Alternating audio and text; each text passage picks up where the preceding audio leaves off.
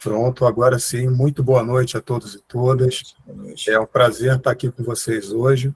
Meu nome é João Ivo Almeida, sou ex-aluno, agora egresso da UF, advogado, formado pela UF de Macaé. Hoje a gente vai estar dando início ao nosso grupo de estudos sobre pessoas com deficiência, os direitos das pessoas com deficiência. E o nosso primeiro encontro vai ter a participação ilustre do meu grande amigo, professor e doutor Igor Pinho dos Santos. Igor, se você quiser fazer um comentário, falar com as pessoas, cumprimentar antes da apresentação formal. Tudo bem. Meus amigos, boa noite, é um prazer falar com vocês.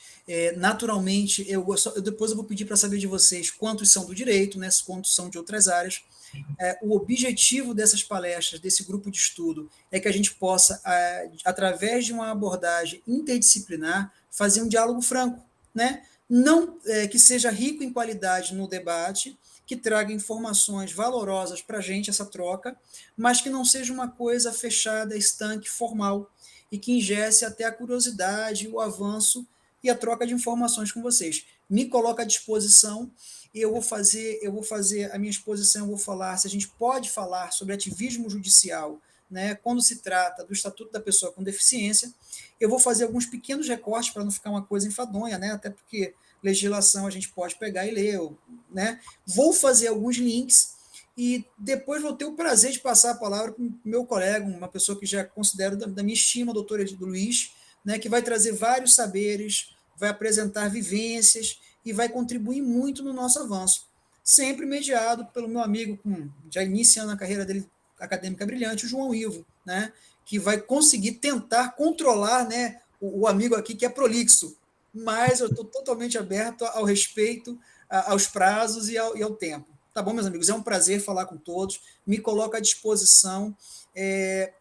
Eu não sei, né, o mediador que vai dizer se a gente vai fazer as perguntas, eu não tenho problema nenhum de respondê-las ao longo né, dos blocos, ou se a gente deixa tudo para o final, eu não tenho problema nenhum, tá? O que for menos enfadonho e não tem eu tenho, naturalmente eu tenho uma apresentação mais ou menos pautada, mas ela não é algo que não possa ser, a gente não possa parar no meio ou tirar alguma dúvida, isso é muito tranquilo. Tá bom, gente? É um prazer falar com todos vocês. E, sem mais delongas, também cumprimentar o professor doutor Luiz Elisbão da Silva Maciel. É um prazer estar com você aqui hoje. Se a minha fala estiver um pouco rápida, você pode me falar. E passo a palavra para você para cumprimentar os participantes. Boa noite, pessoal. Boa noite. Me chamo Luiz Elisbão, sou doutor em Ciência da Educação. Iniciei meus estudos na UERJ, fazendo um mestrado de Ciência do Esporte, e o mestrado terminou, porque houve um conflito entre a medicina social e a educação. Então, no término de 4 anos e meio, o mestrado exauriu e alguns alunos ficaram sem defender. Eu sou um deles e tive que fazer o mestrado, defender o mestrado fora da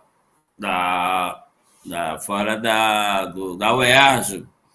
E em 99 era muito complicado isso. Existia a possibilidade de ir para Castelo Branco, e que era caro, era paga, estava com 4.000 alunos, estava uma coisa assim, uma coisa absurda, porque a UERJ estava com 20 alunos do mestrado, o CAPES resolveu extinguir o mestrado da UERJ, que era um mestrado de excelência, tinha professores, eu estudei lá com professores que eram meus professores, meu professor de polo aquático, que era amigo meu do mestrado, o Cabral, o Jaime Valente, jogou com Pelé, lançou o Zico, então era o mestrado de ponta, quem é do judô, o Jorginho França.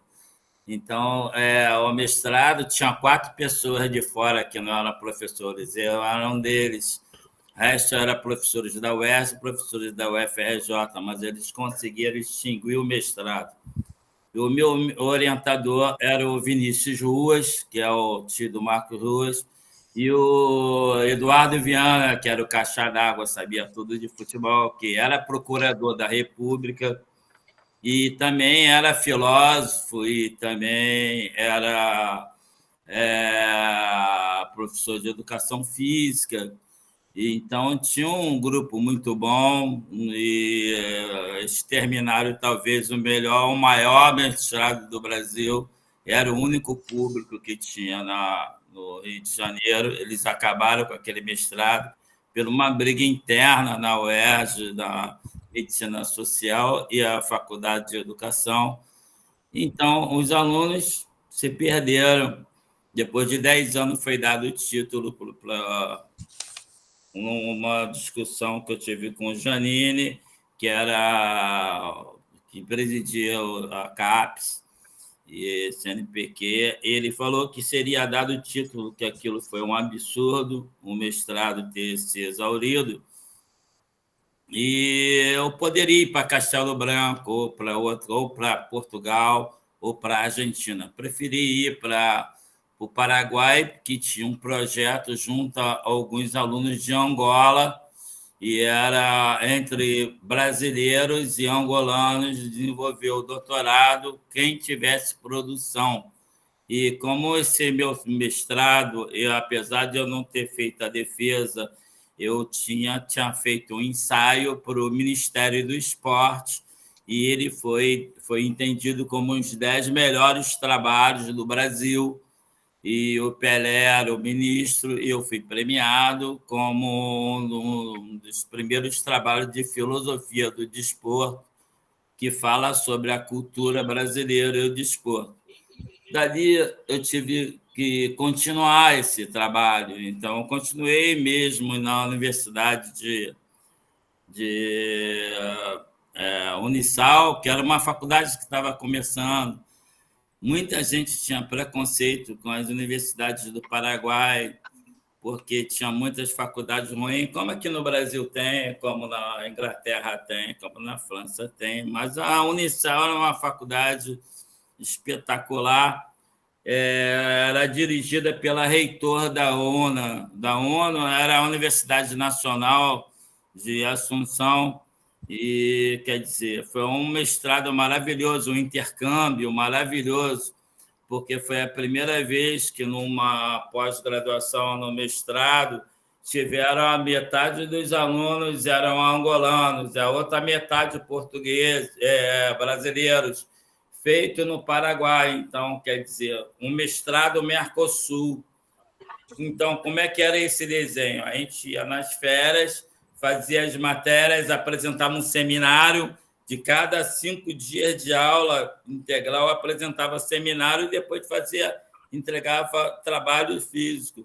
Foi um dos maiores, melhores cursos que eu já fiz na minha vida. Aprendi muito com os angolanos, tem muito que nos ensinar. O mestrado ele tinha um desenho diferenciado, porque no primeiro momento fazia todos junto, era interdisciplinar. Então, o pessoal de medicina, pessoal de direito, pessoal de educação física, de educação, fisioterapia, o pessoal fazia as matérias básicas junto. Então, a introdução à didática, espanhol, inglês, as matérias a gente fazia junto. Então, era uma integração muito grande. E depois, no segundo e no terceiro momento, eles separavam isso. Então, quer dizer, a gente se encontrava nas férias. Então, eu me encontrei nas férias de 2012 a 2017. Todo julho, janeiro, a gente se encontrava, tal, angolanos e brasileiros, fizemos uma amizade maravilhosa. Então, a gente pôde entender como era a educação de Angola, pôde entender como era a educação no Paraguai, que, por sua vez, para quem não conhece, o Paraguai estuda muito, né? O índice de analfabetismo no Paraguai é quase que zero. Então, quer dizer, todas as bibliotecas lá municipais de São Lourenço, tudo funciona. É uma universidade que fazia inveja, é como se fosse a antiga Gama Filho. Tá? A Gama Filho, estava falando com o doutor Igor, fábrica de campeões, era a Unisal. Então, quer dizer, um laboratório de medicina maravilhoso. Era uma faculdade maravilhosa. Quando eu cheguei no Brasil com a defesa do Paraguai, que foi muito difícil, porque escrevi em português, tinha que ser traduzido para o espanhol, eu tinha um orientador no Paraguai, tinha um orientador do Brasil, o primeiro foi o Vinícius Ruas, e o outro foi o Álvaro Favinha Martini. O Álvaro Favinha Martini tem 4 pós-doutorados na Universidade de Torino, e é um dos o maior pesquisador da Petrobras. Esse cara foi professor da Unicamp. Então, quer dizer, quando eu apresentei que eles não aceitavam muito o pessoal com currículo de fora para ser orientador, tinha que passar por um crivo. Quando eu apresentei o currículo do Vinícius Ruas é um catedrático da UFRJ, ele foi o primeiro professor de boxe, foi o primeiro professor de judô. Na verdade, ele e o Geraldo Bernardi são os únicos maiores faixas que tem no Brasil. Então, quer dizer, e ele é antropólogo, então para você ver a coisa. O mestrado foi de excelência. O primeiro documento que eu entreguei para o Paraguai, Mercosul, que aqui foi premiado como um dos 10 melhores trabalhos do Brasil. Vou falar sobre capoeira, cultura, drible, finta, o gesto brasileiro. Lá foi tão criticado que eu recebi a nota 7,3 e falou: faltou isso, faltou isso, faltou isso, faltou aquilo. Eu tive que refazer esse trabalho até chegar ao doutorado lá, para melhorar as falhas que o trabalho tem, para você ver a seriedade que tem o Paraguai. E para isso aqui, falando, porque nós estamos num evento da UF, que muita gente, quando vamos legalizar o diploma do Mercosul, Paraguai não vale de nada. Eu que estudei na UERJ, na UFRJ, na Estácio, na Gama Filho e na Universidade de Turim, falo, a melhor universidade que eu estudei foi a Unisal. A seriedade que a Unisal tem, até o grupo de onde os estudantes vão ficar, ao horário de estudar, até o uniforme tinha, uniforme do pessoal do doutorado, pessoal do mestrado. Então, aqui, só como uma apresentação, queria parabenizar todas as universidades. Eu estudei na Gama Filho desde bebê, estudei desde criança, porque eu tive dislexia.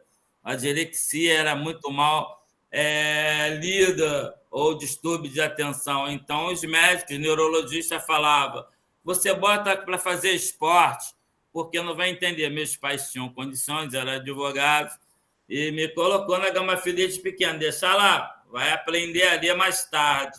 Fui aprender a ler com 12 anos de idade, ok? E a Gama Filho, com toda uma infraestrutura do Colégio de Piedade, fui fazendo esporte. Então, fui fazendo judô, natação, depois passei para o polo aquático, fui do coral, fiz basquete com bira. A Gama Filho passou a ser a minha vida. Então, foi lá que eu aprendi a ler, foi lá que eu aprendi a fazer muitos esportes. Então, quando eu estava na idade de passar para a faculdade, eu já estava com o uniforme da educação física, porque eu já fazia da equipe de polo aquático. Então, o Pedro Gama Filho, infelizmente, morreu, que dava as bolsas de estudo para os estudantes, e eu tive que ter bolsa, ou sair. Eu ganhei uma bolsa da Paulina Gama Filho, de 95%, para poder ficar lá, porque lá foi minha casa. Então, eu costumo dizer que a Gama Filho foi minha casa desde criança. Então, lá na educação física, encontrei com muitos amigos, alguns devem estar aqui, muitos amigos, desde criança até a faculdade de educação física. Então, realmente, lá era eu sou testemunha que lá era uma referência no atletismo, era uma referência na natação, era uma referência no polo aquático, uma referência no judô. A base da seleção brasileira de judô era a Gama Filho. A base do waterpolo era a Gama Filho. A base da natação era a Gama Filho. Então, lá eu acostumei, aprendi a ler e a praticar todos os esportes. Eu entrei desde criancinha pela dislexia e saí com a pós-graduação de lá. Doutor Luiz. Então, essa foi minha base. Doutor Luiz, perdão interromper. Mas depois, o que acontece?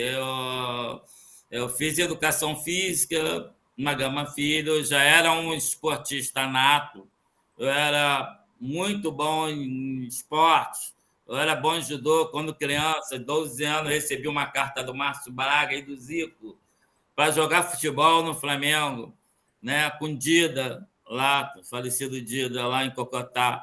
Então, fui jogador de futebol também. Então, eu joguei futebol no Zico, eu jogava no time do pai do Zico, que é no Juventude, já em Quintino.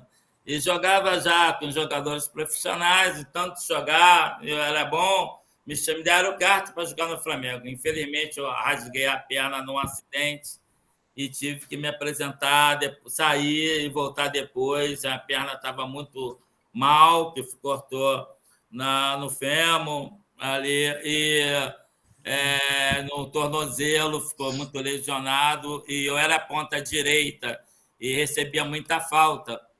E como era fita, né? Aqui a gente chama de fita, né? Você tem carta do presidente, tem carta do Zico para jogar, todo mundo todo mundo ia em cima de mim. Então, doutor Luiz, com meu pai, eu gosto de jogar bola, mas eu vou seguir minha carreira de waterpolo e de lutador. Abandonei o futebol. Doutor Luiz. Então, quer dizer, quando eu botei o pé na faculdade de educação física, no primeiro período já tinha sido recebido o convite para ser professor de polo aquático do Tijuca Tênis Clube. Então, comecei a dar aula no primeiro período, eu já era professor.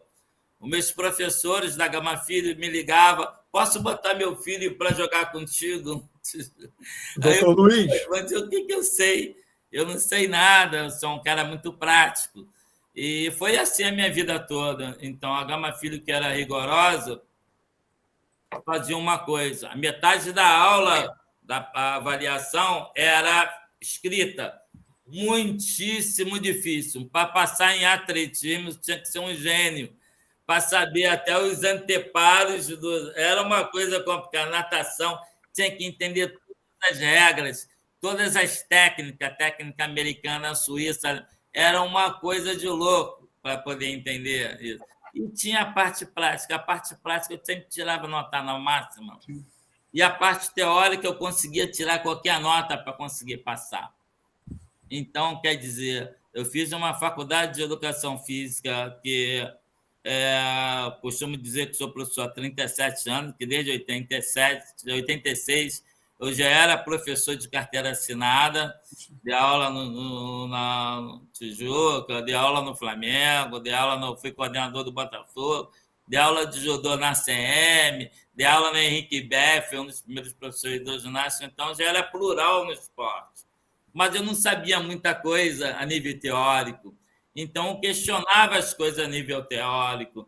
Então, eu tive um amigo desde o tempo, que homenageei eu num trabalho, o Edinho, que a gente criou o Grêmio lá na Gama Filho, que na época do governo militar, né? Na época do governo militar, estudei na década de 80, era complicado, mas começou a ter abertura, e aí a gente criou um centro acadêmico para a Gama Filho voltar a participar dos campeonatos pelo Grêmio, que deixou de participar pelo calendário oficial. Doutor Luiz. O que aconteceu? Doutor Luiz. Estudamos. Esse amigo meu ele falou para mim: olha, Elismão. Doutor Luiz, perdão interromper. Chegou a falar assim: Elismão, nós sabemos tudo da parte prática. Você é um gênio na parte de esporte, sabe tudo de judô, sabe tudo de natação, polo aquático. hidroginástica, ginástica, até balé eu dava aula. Aí falou para mim, o que a gente precisa fazer? Tem que estudar, né? Aí vamos fazer faculdade de filosofia. Pô, mas faculdade de filosofia é uma coisa estranha. Doutor Luiz, perdão interromper, é um relato muito emocionante, é muita experiência, muito tempo de caminhada, mas a gente precisa dar continuidade para iniciar o debate sobre o Estatuto. Tudo bem? O senhor consegue me ouvir? Bom, nós vamos dar continuidade. Nós vamos dar continuidade. Eu consigo ler escutar e ler. Tudo Perfeito. bem. Ótimo. Mas a critério de preciosismo meu como ex-aluno da UF, uma apresentação mais formal, professor doutor Igor Pinho dos Santos, doutor e mestre em Ciências Jurídicas e Sociais pelo PPGSD da UF, especialista em Gestão Pública pela UF, especialista em Psicologia Social pelo Instituto Líbano, e um grande amigo que já vem desenvolvendo estudos com o programa de extensão desde o ano passado. É uma honra estar contigo. E professor doutor Luiz Lesbão da Silva Maciel, que também é doutor em Ciências da Educação pela Universidade de São Lourenço, a Unisal, mestre em Educação Física pela UERJ e pela Unisal, membro das comissões de Direitos Humanos e Assistência Jurídica e Comissão de Prerrogativas da OAB de Cabo Frio, e especialista em Direito Constitucional. Hoje a gente vai dar início ao grupo de estudos sobre os direitos das pessoas com deficiência, para iniciar esse debate que é tão importante, que a gente, nesse programa de extensão, a gente atua para desenvolver os conhecimentos e proporcionar a cidadania efetiva e plena, entender o que é necessário para alcançar a cidadania plena para todos os cidadãos. Veja o nome Cidadania Ativa do nosso programa Guarda-Chuva. Esse programa é coordenado pela professora doutora Fabiane Manhães, foi minha orientadora, está se recuperando de uma cirurgia delicada, mas nos deu todo o apoio e a gente torce muito pela recuperação dela. Mas, sem mais delongas, a gente vai organizar esse encontro em 2 falas. Primeiramente, o professor doutor Igor vai desenvolver a fala dele, depois o doutor Luiz vai desenvolver a fala dele, e sintam-se à vontade para fazer questionamentos, posicionamentos no chat, que ao final a gente vai abrir o debate para que todos possam participar, como o Igor comentou mais cedo. Esse é um espaço de troca, a gente não está aqui para ser uma via de mão única, a gente gosta desse debate, e é um lugar de muito conhecimento. Falo por experiência como ex-aluno e como ex-extensionista voluntário. Então, Igor, a palavra está contigo. Meus amigos, eu agradeço muito, né? Assim, histórias como a do Dr. Luiz, assim, que são extremamente ricas, e eu tenho certeza que os exemplos que ele vai nos passar, o conhecimento dele, multidisciplinar, e muito vai agregar, inclusive, na minha fala.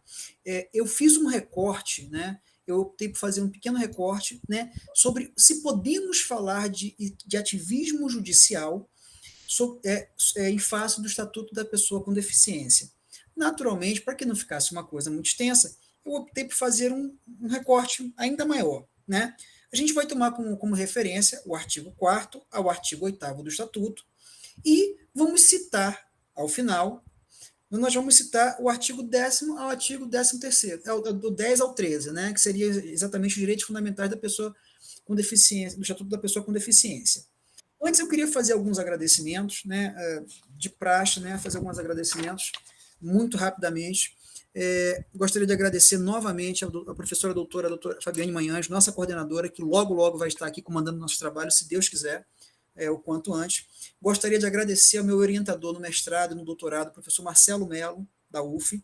Gostaria de agradecer também meu atual, uma pessoa que muito me apoia nas minhas pesquisas, né, no que tange a cultura e história do Líbano, o professor Roberto Catlab, né, naturalmente, o nosso palestrante, doutor Luiz, que assim muito enriquece, é uma fonte, né, assim, muito rica de conhecimento. Nosso próprio mediador, como já foi feito pela carreira que ele já está, né, essa brilhante carreira que ele está, nossos estudantes, o João, o Daniel, e a todos vocês que estão comigo, demais participantes. Feito essas deferências, a gente começa a fazer o seguinte recorte, né? Aqui na tela vocês estão vendo. Teria como subir só para, né, o artigo 4º, por favor? Por favor. Beleza, né? O que a gente pega logo no estatuto? A gente consegue, de plano, perceber o artigo 4º, onde se fala principalmente de igualdade e não discriminação. Fazendo um breve recorte, o que nós entendemos como ativismo judicial?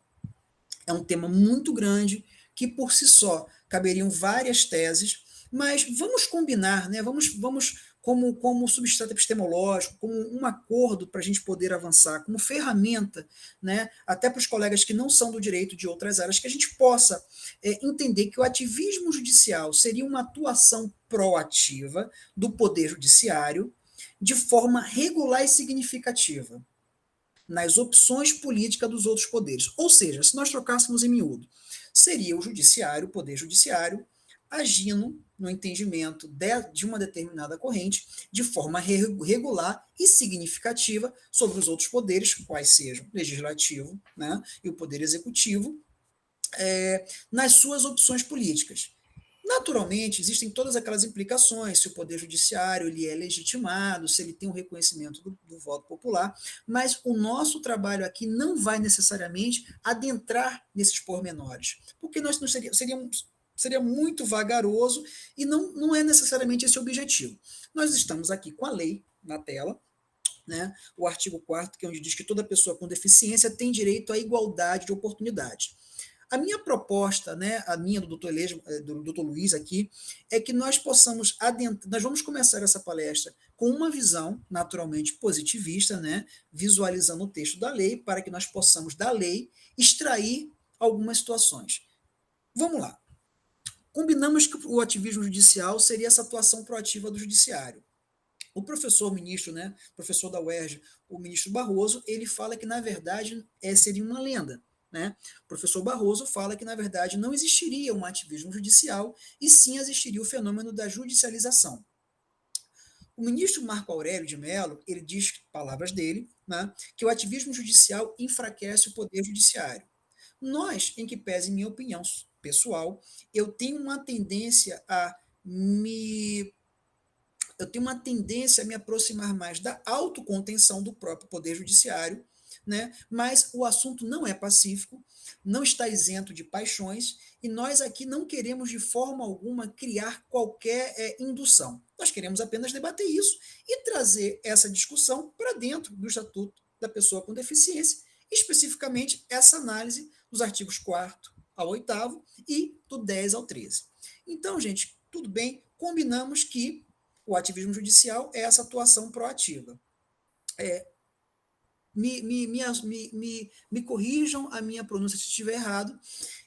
Existe um juiz da Suprema Corte Americana, o Anthony Scalia, desculpa, eu já ouvi as duas formas de expressão, né, que ele preconiza muito a necessidade da autocontenção, que o Poder Judiciário só deveria agir ele só deveria ter uma proatividade quando aquela situação fosse extremamente inconsistente com o texto legal. É uma posição. Enfim, né, nós vimos que existem posicionamentos mais proativos, posicionamentos, todos eles totalmente valorosos, menos proativos. Ok. Então, usando dessa ferramenta, a gente vai partir para o seguinte: nós poderíamos estabelecer regras para o ativismo? Poderíamos? Então, vamos aguardar um minutinho. E, a fim também didaticamente, nós estamos discutindo se caberia ativismo judicial no Estatuto das Pessoas com Deficiência. Ok, vamos definir legalmente o que é a pessoa com deficiência? Em tese, uma breve síntese muito apertada e respeitando, né, a dinâmica do nosso tempo, pessoa com deficiência é a pessoa que tem impedimentos de longo prazo, pelo menos 2 anos, de natureza física. Eu peço atenção que a gente né? Eu peço, por favor, que a gente preste atenção nessas peculiaridades. De novo, natureza física, natureza mental, natureza intelectual e natureza sensorial. E essa pessoa está obstruída da efetiva participação social. Então, assim, nós chegamos assim, longe de querer dominar, de querer criar paradigmas que possam obstruir nosso pensamento a respeito do tema, vamos, digamos assim, brincar com esses instrumentos, né? Então, o ativismo judicial sendo uma atuação proativa, ok? E a pessoa com deficiência, por uma breve síntese legal, seria uma pessoa com impedimento, né, de longo prazo, de natureza física, mental, intelectual e sensorial, que não seja permitido a ela essa efetiva participação social. Muito bem. Como eu tinha dito antes, será que é possível que a gente possa fazer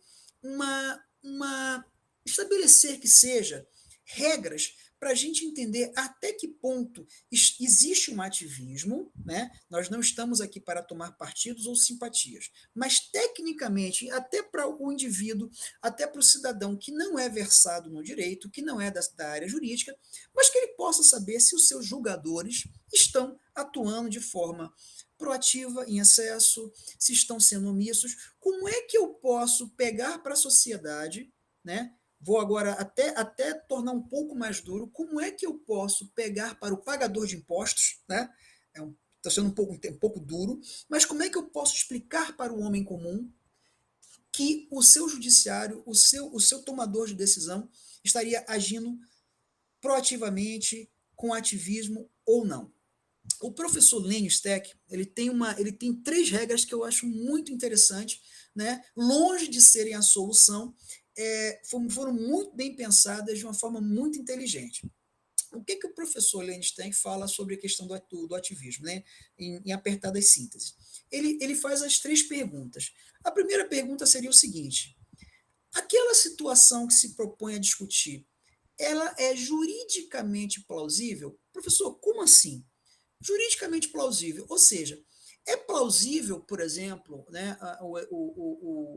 o exemplo que ele usa, seria plausível, será que é razoável, por exemplo, um aluno de medicina que entrasse, hipoteticamente, é claro, né, aqui é uma hipérbole, que hipoteticamente entrasse na justiça para que ele não tivesse contato com sangue?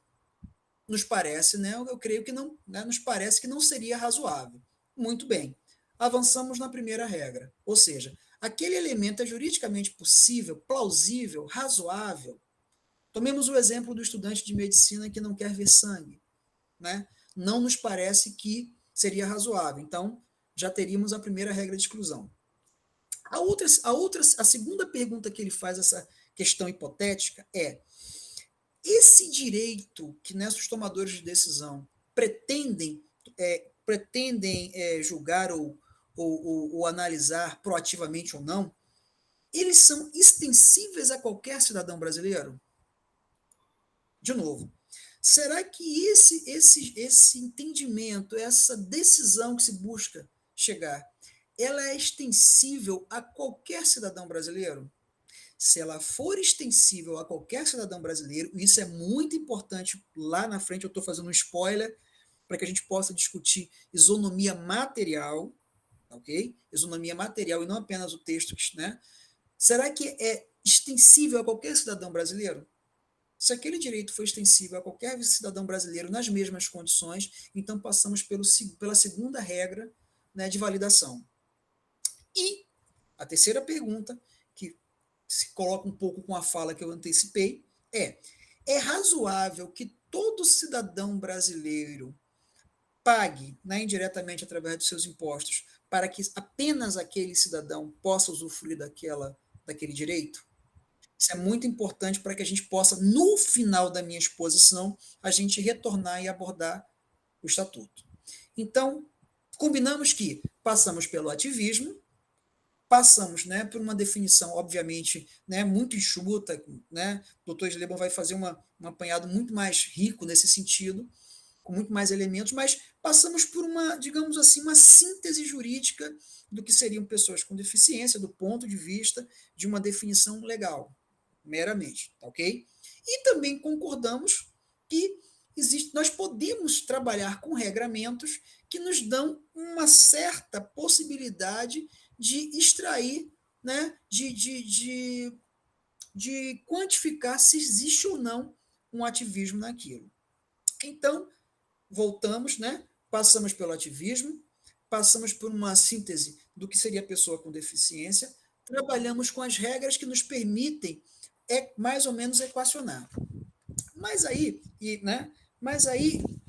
o estatuto, né, como outras legislações e outras atividades humanas, mas especificamente eu vou me ater agora um pouquinho no texto positivado, especificamente no estatuto, e peço a vocês que a gente foque agora do artigo 4º ao artigo 8º, a gente vai passar por outras duas situações de questionamentos acerca da aplicabilidade e acerca do entendimento desses operadores do direito, né, desses juristas e dessa sociedade ampla que pega essa informação e tem que depurar com regras, às vezes, não muito claras. Vamos lá. Sempre lembrando que norma é diferente do texto normativo, né? O jurista, em especial, os magistrados, especificamente, eles extraem do texto normativo a norma, né? A gente não encontra no Código Penal proibido matar, positivado, não. Você encontra matar alguém. E aí, quando você faz o cruzamento de informações de textos positivados, você extrai uma norma. Sempre lembrando que a norma não pode subverter os próprios limites semânticos do texto. É sempre bom a gente ter esse referencial para que a gente possa trabalhar. De toda forma, e antes da gente adentrar nos outros dois tópicos que também afligem a questão da aplicabilidade do Estatuto da Pessoa com Deficiência, a gente tem que lembrar que o artigo 5º da LINDB, na Lei de Introdução ao Direito Brasileiro, ele nos aponta a uma interpretação da lei que pode ser gramatical, né? Ou seja, o que está positivado, pode ser teleológica, pode ser histórica ou sistêmica, dentre outras. Ou seja, a lei não está como algo estanque, da mesma forma que nós não podemos fugir do texto, né, positivado, até porque ele passou pelo crivo de uma análise legislativa. Muito bem. Podemos avançar então agora no outro elemento, vamos colocar assim, no outro posto de checagem. Vamos usar essa linguagem para facilitar. Nesse novo posto, nessa nova checagem. Qual é a nova checagem que aflige também a aplicabilidade do Estatuto da Pessoa com Deficiência? Passamos pelo ativismo, vamos voltar a discutir o ativismo mais à frente, mas aí a gente entra no quê? A gente entra no que a sociedade ela trabalha, a gente costuma, né, categorizar como dilema da autonomia. Qual seria o dilema da autonomia? As sociedades, em especial sociedades, né, modernas e pós-modernas, elas trabalham, né, principalmente nós, né, não é o caso aqui do nosso estudo, nós trabalhamos com o dilema da autonomia. O que seria o dilema da autonomia? Liberdade versus segurança. Tá? Isso foi muito explorado na guerra ao terror, na guerra às drogas, e nós não vamos entrar nisso aqui, tá ok? Porque a gente ia fugir muito do tema. Mas toda discussão ela está fundada do dilema da autonomia entre a liberdade e a segurança. Ou seja, quando a gente quer supostamente mais segurança, a gente mais Estado, menos indivíduo, menos liberdades individuais. Quando a gente tende a vocacionar para a liberdade, nós temos mais espaço ao indivíduo, menos espaço ao Estado. Qual é o melhor? Isso é uma discussão social, isso é uma discussão que deve ser levada aos meios de consulta mais democráticos possíveis, e cada sociedade vai chegar à sua justa medida. Tá? A ideia aqui não é dizer o que é melhor nem o que é pior. Eu só estou mostrando os postos de checagem que o Estatuto passa para que a gente possa efetivá-lo. Tá ok? Então, ativismo, usamos os elementos de validação ou não do ativismo, discutimos que norma é diferente de texto normativo, ok? Estamos avançando. Enfrentamos o dilema da autonomia, ok? Mais liberdade, menos segurança. E só para colocar uma pimentinha na discussão, não é interessante como, por exemplo, próximo das eleições americanas, as eleições presidenciais americanas, sempre tem um episódio de terror, um atentado à bomba, um inimigo. Eu não estou aqui para julgar, não cabe a nós julgar. Eu só estou querendo que os colegas busquem da memória, se episódios que antes eram esporádicos de violência, geralmente eles tendem a surgir no períodos eleitorais. Isso é só uma provocação que não é o nosso objetivo.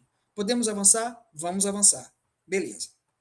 Passamos pelo ativismo, que nós vamos retornar. Passamos pelo dilema da autonomia. E aí a democracia encontra outra situação, que seria o quê? O paradoxo da democracia. O que seria o paradoxo da democracia? E como ele influenciaria na análise do Estatuto? O paradoxo da democracia é justamente o quê? Igualdade, de um lado, liberdade do outro. Lembra que nós falamos de liberdade e segurança na outra situação, no dilema da autonomia? Agora, no paradoxo da democracia, e se nós fizermos um pequeno apanhado, se a gente retornar na memória e revisitando algumas situações específicas, né? Quando nós temos a igualdade total, obviamente, gente, por favor, tá? Isso aqui é um substrato epistemológico, é único e exclusivamente para que a gente possa. Eu estou pesando na mão para que a gente possa, né, apimentar o debate. Aqui o objetivo não é necessariamente tomar esse ou aquele partido. Mas vamos lá. Se nós tivermos total igualdade, nós vamos, a princípio, hipoteticamente, nós vamos suprimir as potencialidades individuais. Ok?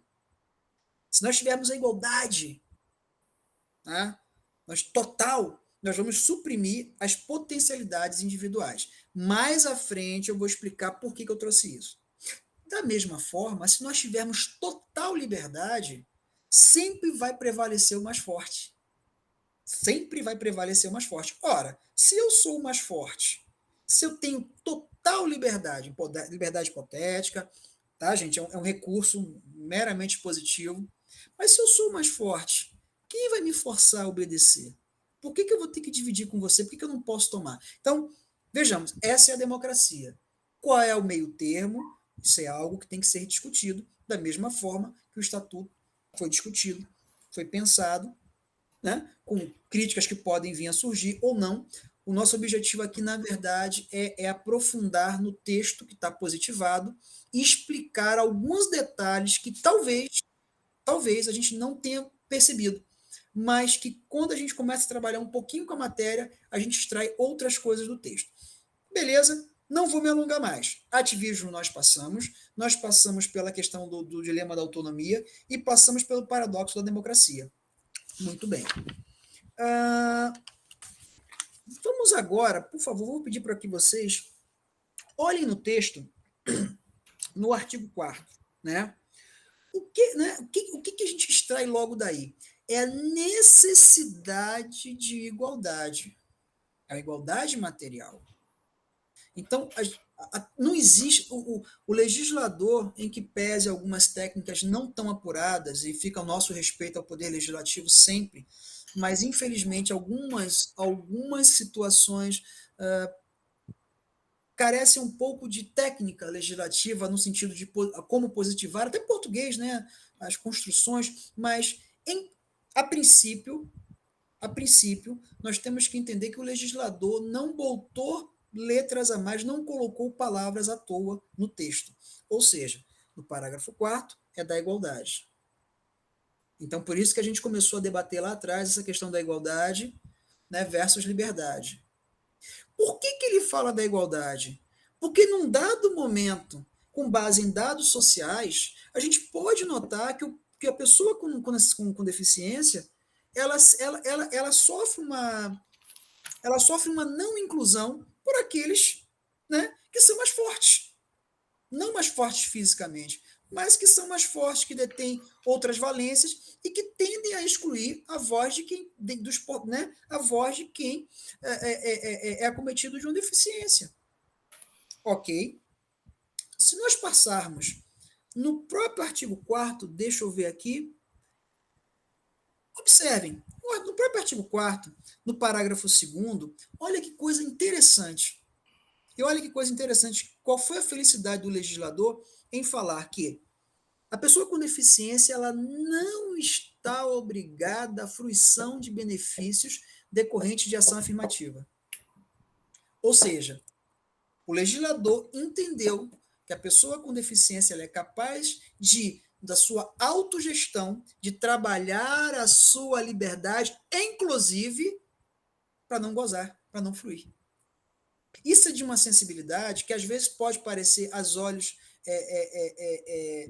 não é destreinados, mas numa visão rápida, que seriam meras palavras. Não são. Não são. Eu vou pedir um pouquinho mais de paciência para vocês, que a gente já está avançando, e eu vou jogar os exemplos lá na frente. Tá legal? No artigo 5º, tá? Eu estou aqui com o artigo 5º, corrobora o que eu acabei de falar agora, diz: a pessoa com deficiência será protegida de toda forma de negligência.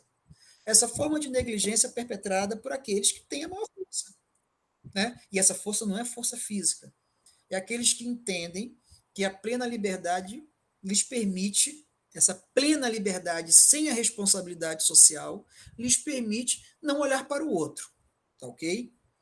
Então, no artigo 5º, o legislador teve a sensibilidade de dizer que a pessoa com deficiência será protegida contra a negligência, tá? A discriminação, a violência e o tratamento degradante, entre outros. No artigo 6º, ele positiva e coloca de forma efetiva que a deficiência não afeta a plena capacidade civil. De novo, não estou meramente lendo o texto, eu vou explicar mais à frente, mas vocês vão entender. A deficiência ela não afeta a plena capacidade civil. No inciso 1, está bem, né, tá simples, mas bem direto. Né? A deficiência, né, para artigo 6º, a deficiência não afeta a plena capacidade civil da pessoa, inclusive para casar-se e constituir união estável. Ora, mas isso parece, em pleno século XXI, uma coisa meio óbvia.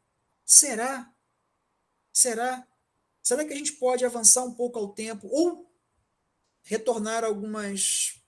em 80 anos atrás, e eu também vou fazer um acordo com vocês, a gente vai trabalhar e vamos tentar usar exemplos de que isso aqui não era exequível para as pessoas com deficiência em outras culturas, e aí a gente não vai falar de nazismo, a gente não vai falar do exemplo que já é um exemplo brutal, né, como foi como foi a situação da Segunda Guerra Mundial, né, dos campos de concentração contra contra o povo judeu especificamente, negros também, mas assim, judeus em sua maioria, ciganos, deficientes físicos, mas eu não vou usar esse exemplo, eu vou partir de uma outra situação e vou trazer mais um pouquinho à frente, eu peço só um pouquinho mais de paciência.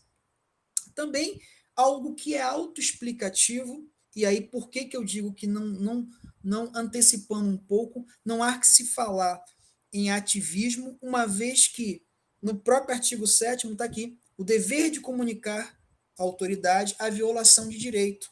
Então, é de ofício. Né? Inclusive, ele fala que o juiz tem que remeter ao MP. Então, de certa forma, já está positivada aqui essa informação sobre o ativismo. Então, a gente já começa a delinear nesse debate, né, nessa explanação, nessa exposição, que a gente já começa a se distanciar até do que poderia ser pensado como ativismo. Mas vamos seguir um pouquinho. E que é dever do Estado, da sociedade e da família dignidade. Ora, isso aqui é extremamente importante. Toda vez que a gente vai começar com alunos no início da graduação de Direito, a gente pergunta assim, por favor, qual é o bem mais importante, qual o bem mais importante que a Constituição da República Federativa do Brasil preserva? Naturalmente, a gente fala a vida. Não é a vida, é a vida com dignidade. É a vida com dignidade. Se nós fizermos uma análise um pouco fria da Constituição, se em casos de guerra declarada, a Constituição prevê crimes de guerra, inclusive pena de morte, muito especificamente naquela situação, mas nós notamos que o que a Constituinte quer dizer é que o bem maior O bem maior é a vida com dignidade. A vida com dignidade. Não é de espantar que constituições como a americana trabalham e projetam a possibilidade do direito à felicidade. Eu vou avançar agora para que a gente possa dar alguns exemplos e já vou caminhando para a minha conclusão. Tá ok? Só um minutinho. Ok. Voltando lá ao artigo 4, né? Toda pessoa com deficiência tem direito, né, às oportunidades. A gente está tratando da igualdade. E, especificamente, no artigo 6º, no inciso 1, a deficiência, de novo, perdão, a deficiência não afeta a plena capacidade civil, inclusive para casar. Há que se lembrar que um período, por volta de 1883, se cunhou uma expressão chamada eugenia, né? Eugenia, que tratava em apertada síntese, que significaria o bem-nascido, que seria uma interpretação de que se poderia haver uma melhora social através da escolha racial, deixando bem claro que não existe raça é humana, tá? Esse conceito já foi debatido, eu inclusive minha tese de doutorado é em cima disso, mas que foi muito, o darwinismo social, ele teve muito peso na época. Então se entendia, por exemplo, que determinadas etnias, determinados grupos humanos não poderiam interagir com outros grupos humanos porque iam afetar, iam impactar na qualidade, por favor, entre aspas, social. Que essa prole sairia defeituosa, por favor, né? Dentro desse entendimento.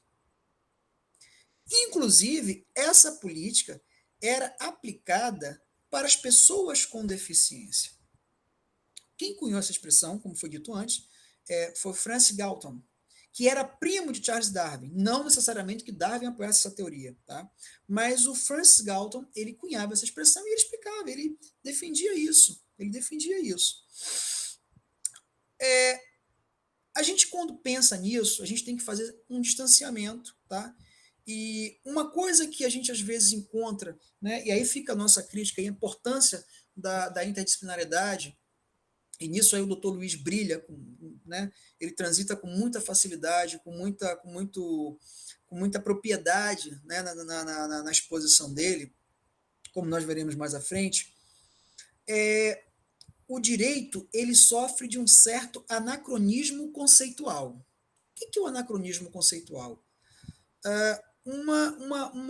O direito ele tenta querer explicar tudo, né? E, infelizmente, alguns juristas entendem que, pela mera positivação dos textos, dos termos, que ele explica o fenômeno. Tá? E isso é um erro do direito. Isso é um erro do direito. Quando você pega, em algumas exceções, com máximo respeito, tem grandes autores, mas vamos pegar, por exemplo, História do Direito. Às vezes o autor não tem menor instrução sobre história, não fez maior vivência, mas ele explica desde Hammurabi, enfim, ele vai de Hammurabi a do Working em 3 páginas e ele explica. Então, esse anacronismo conceitual que o direito tem, a gente precisa tocar o dedo na ferida para poder perceber que por trás do texto positivado existe muito mais coisa. E eu não estou nem entrando na questão de semântica, das questões simbólicas, não. Estou só simplesmente falando do que levou à construção desse processo histórico-social que levou àquilo. É preciso também, já me adiantando para a gente começar a fechar, que a gente entenda que pode. Vamos lá, vamos chegar. Tá, a gente não pode confundir um processo de eugenia, que foi um processo que a gente já vem do final dos anos 1800, né, que vai culminar, né, no maior exemplo, no evento mais catastrófico que foi a Segunda Guerra Mundial, indubitavelmente, o flagelo que judeus e outras populações, ciganos, testemunhas de Jeová, deficientes passaram, tá? Mas a gente não pode confundir essa questão da eugenia, porque essa eugenia que a gente trata aqui, esse termo cunhado por Francis Galton, na verdade, peraí, que a gente já falou. Deixa eu só fechar isso aqui, aí a gente mete bronca. A gente não pode confundir, por exemplo, com o que era feito na Grécia, né? Em algumas comunidades, algumas sociedades gregas antigas que, né, deixavam suas crianças defeituosas para morrer, ainda que seja nefasto. Pessoal, isso é uma opinião pessoal, mas não cabe a gente fazer juízo de valor sobre outras culturas. E tampouco a gente pode comparar essa eugenia, né, que se entendia científica, a gente não pode comparar essa eugenia com, por exemplo, algumas tribos indígenas que têm os seus ritos e têm seus entendimentos, então não são a mesma coisa. Tá? Essa, entre aspas, alguém uma vez me perguntou, mas poxa, mas as tribos indígenas que quando nascem gêmeos, uma determinada tribo, que quando nasce um gêmeo, enterra um vivo. Gente, eu não estou fazendo um juízo de valor, não tenho essa capacidade, mas não é os elementos, a construção, o construto, né, a cosmogonia de uma tribo, dessa tribo específica, não se adequa ao nosso. Tá legal? Mas já caminhando, e aí vocês vão entender por quê. Esqueçamos a Alemanha nazista, a tragédia que foi, ok. Mas é preciso entender que universidades de renome, a própria Universidade de Harvard, o seu diretor, salvo melhor juízo, Charles William Eliot, ele era contra a imigração. Ele era contra a imigração. Isso não são palavras minhas. A própria Harvard Magazine, em 2016, eu tenho o link, está aberto, a minha tese de doutorado está lá toda, não tem problema, compartilho com vocês.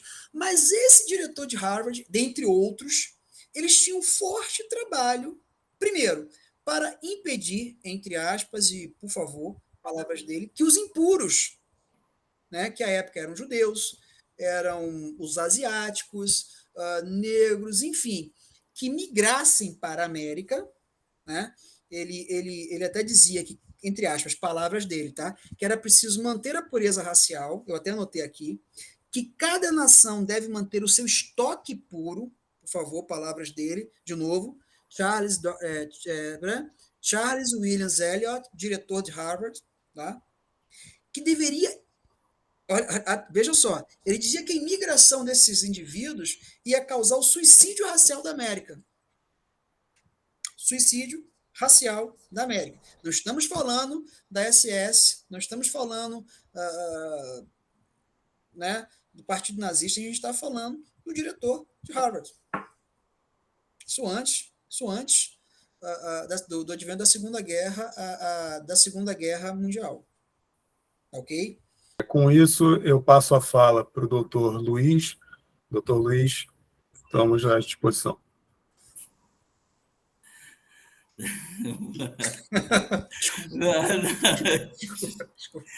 Ai, meu Deus do céu. Quando a gente trabalha com direito, a primeira coisa que a gente aprende, sou professor de filosofia há tanto tempo, aprende a ter urbanidade, né? Ter urbanidade, às vezes uma brincadeira mal colocada, não é brincadeira, é crime, né?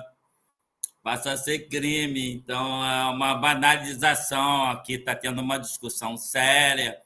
Eu fui convidado para falar sobre a minha experiência como portador de deficiência, pessoa com deficiência. Eu tive dislexia há muito tempo e sou surdo há muito tempo. Passei 5 anos muito surdo, sem ouvir nada, uso implante coclear e preciso me comunicar fazendo leitura labial. Então, eu sou professor do Estado, estou me aposentando, sou professor de filosofia e de educação física do Estado, e há 5 anos ando fazendo parte da OAB como Direitos Humanos, a comissão também de pessoas portadoras de deficiência e a comissão da OAB na escola. É fundamental que a gente dialogar, comparar. Isso faz parte de ter uma sociedade adequada, uma sociedade que é plural e que tem uma identidade aberta, mas que tenha que ter respeito, né?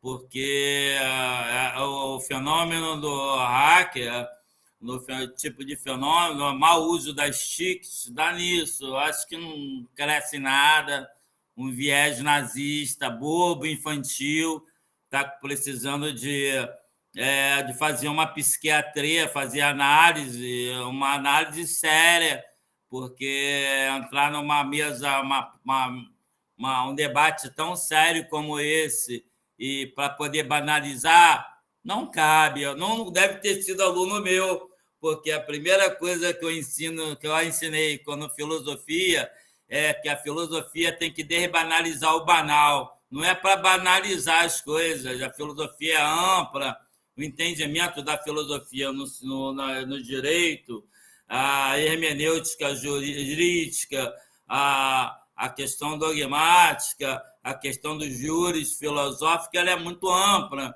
Então, não cabe um tipo de brincadeira, ou brincadeira, entre aspas, crime.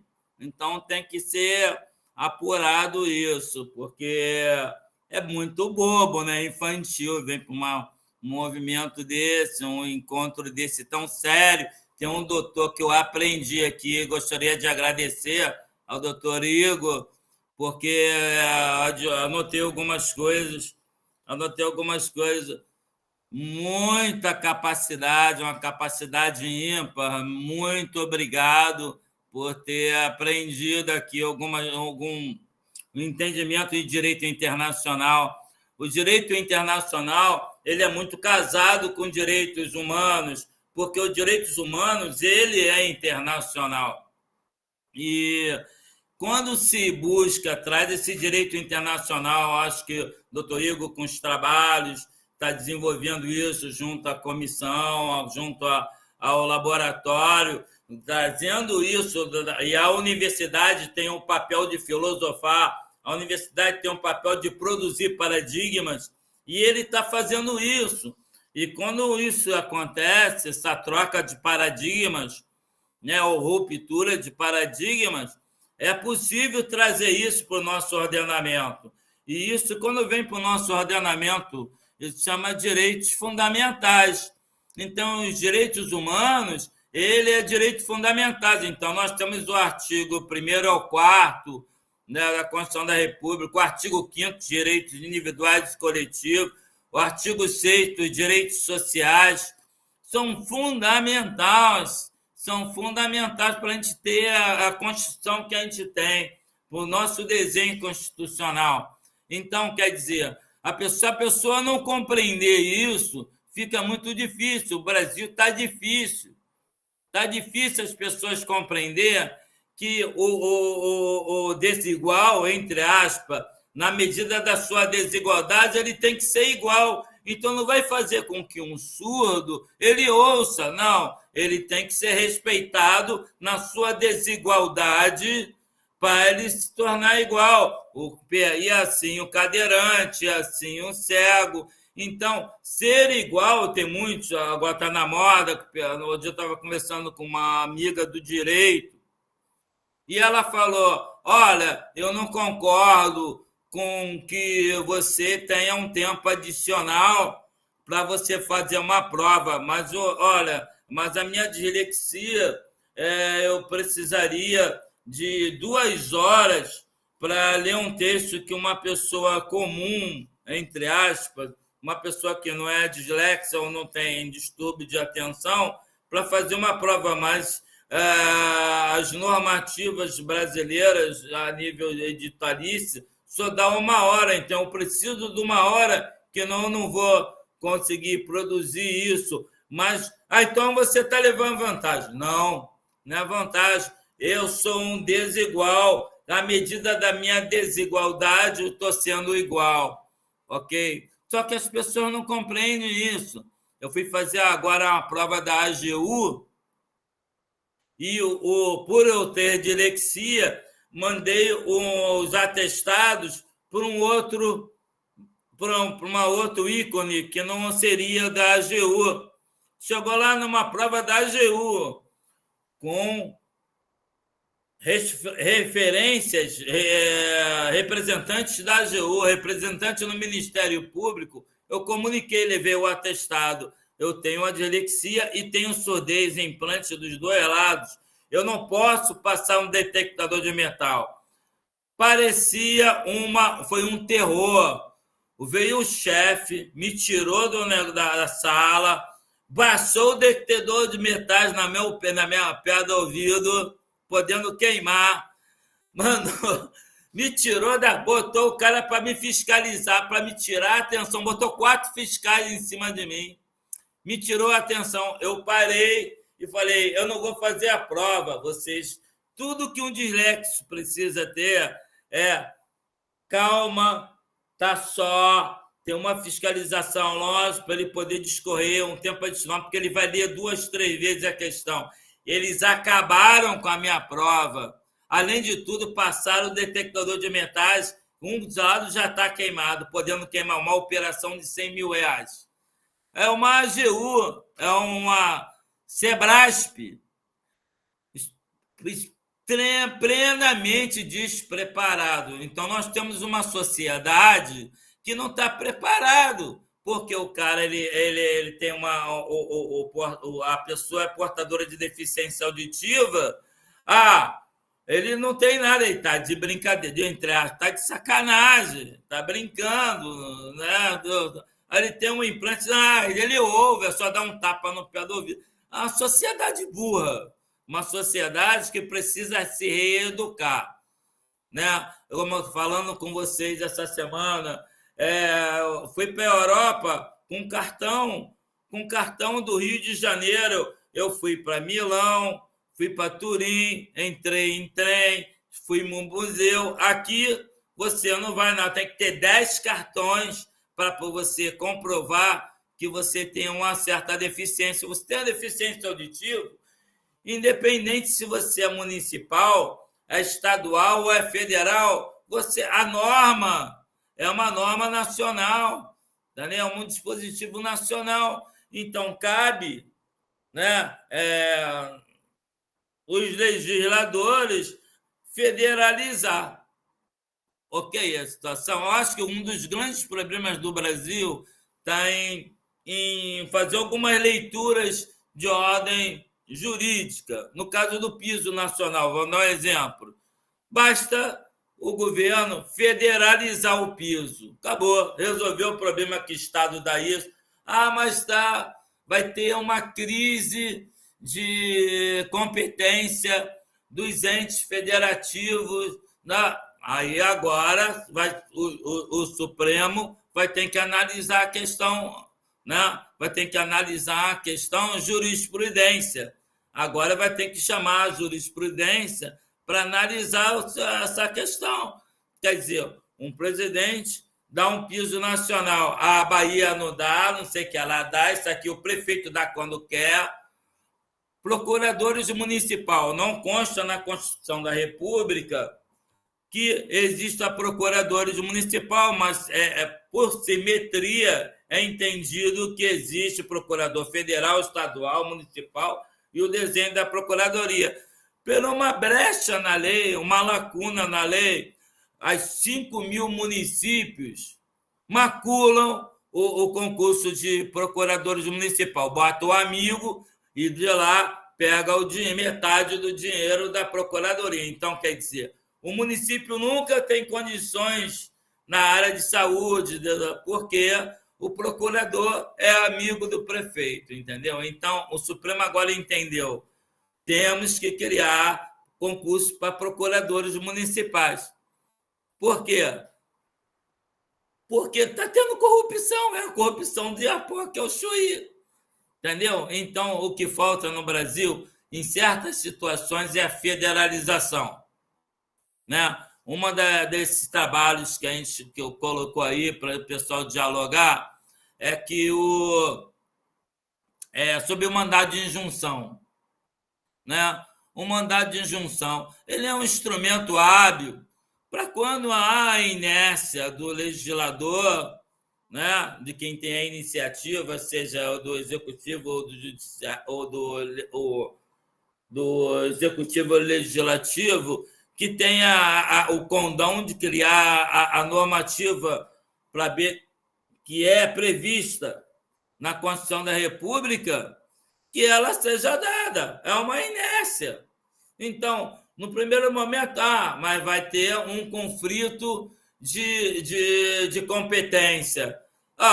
Mas aquele ente, ele não cria aquilo por má fé, tá? E isso não se confunde com a ADO. No caso, assim, o imposto das grandes fortunas está lá previsto na Constituição da República, deveria ter com a eficácia plena, que eficácia contida, de ser criada uma lei para aquilo. E não é criado, então, uma inércia.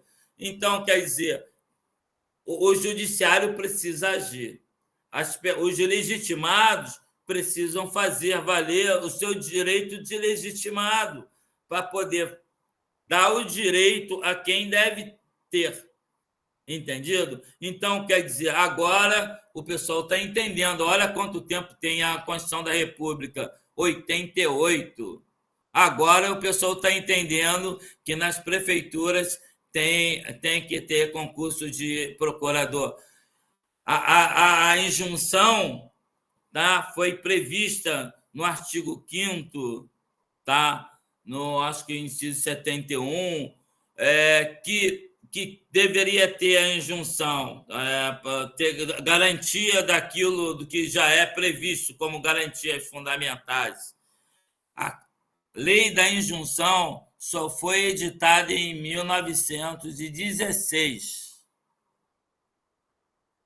Você entende? Então, aí quer dizer, vamos fazer uma coisa, vamos entender a injunção pelo mandado de segurança que é residual. Então, está sempre querendo fazer analogia, e assim foi a lei da greve.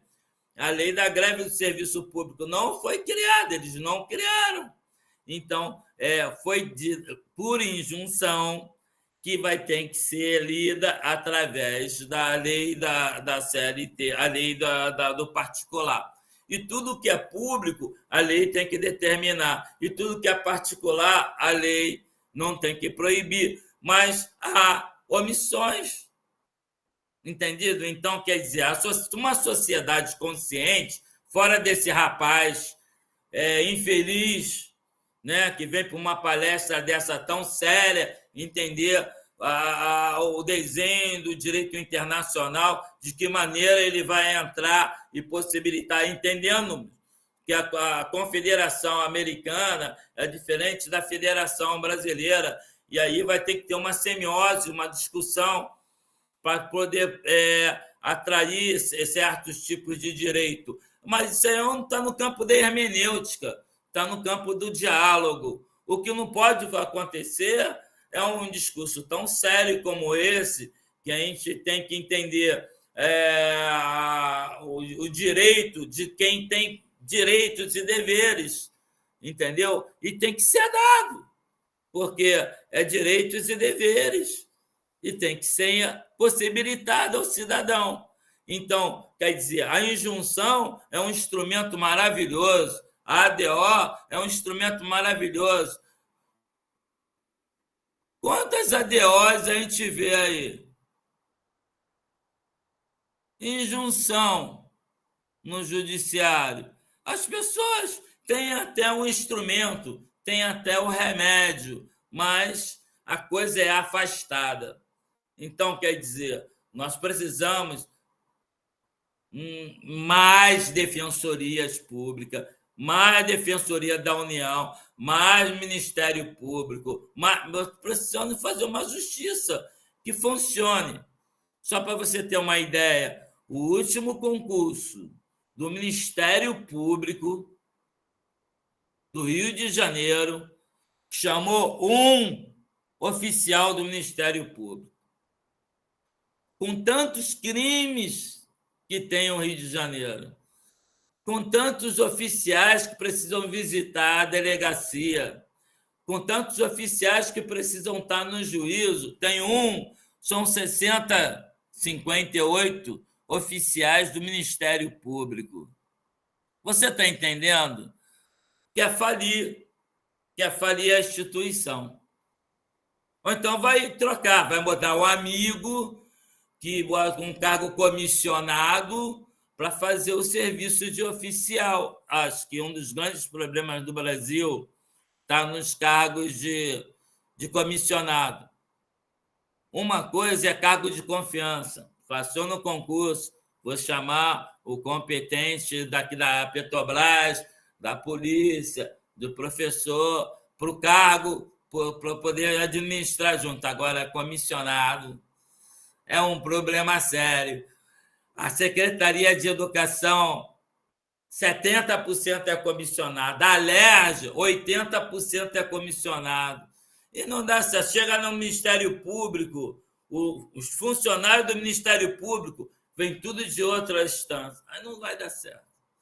Né? Nós precisamos de levar a sério o estatuto. Existe um estatuto como esse, o Estatuto da Pessoa Portadora de Deficiência.